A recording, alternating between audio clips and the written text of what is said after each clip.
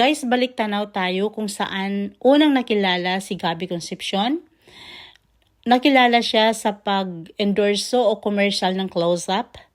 At unang movie ni Gabby Concepcion ay ang Burgess. Doon siya nakilala. Ito ang romance drama comedy with Ami Austria and Isabel Rivas. Panoorin natin, guys. Oo nga, pero gusto ko lang mapalapit sa'yo.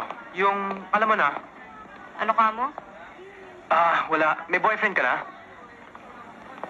Kung sabihin ko sa'yo meron, Siya nga ba't di ko siya nakikita?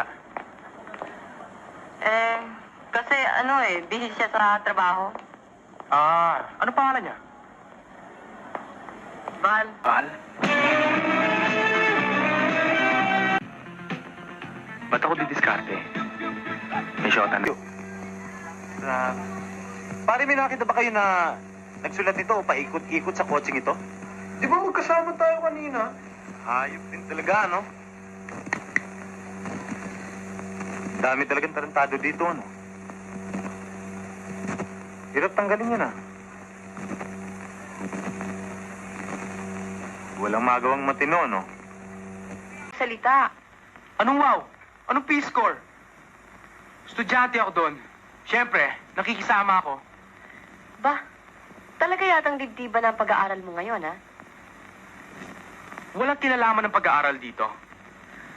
Ang sinasabi ko, pakikisama. And they like me. Sikat ka. Freeloaders lang yan. Oh, shut up, Cheryl. Wala ka nang ginawa kundi silipin ang busa na ito. Ikaw ang niloloko ng mga yan. Kunyari, ginagawa ka pang presidente ng kung ano-anong club. The next thing you know is you're buying everybody a free lunch. Sa sakripisyo ka. Para yung mga siga-Saudi, yung matatawag na heroes. Para ko na rin sinabing, ayoko ng hirap. Ayoko ng gulo. Ayoko ng bulok. Sige, dyan na nga kayo. Para ko na kayong iniwan. Ako nga kuminsan. Iniisip ko rin na baka sakali. Balang araw karoon ako ng pagkakataon. Oh? Bakit? Tao lang naman ako Sanay akong kumayod. Saka isa pa, madali akong matuto ng trabaho. Kung yung iba nga dyan, kahit wala masyado mataas na pinag-aralan, kumikita sa abroad. Ako pa kaya? Kung kaya nila, kaya ko rin. Sinasabi mo lang yon. Magsasawa ka rin doon. Tinan mo hahanapin mo rin to. Ano pa hanapin ko dito? Kuminsan, pag nagkukwentuhan kayong ganyan, para bang, ewan,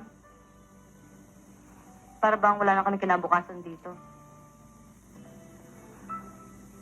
Kuminsan, gusto ko na rin maniwala Wala nga lang ako magawa. Relax lang, swerte mo yan Hindi ka magagalit?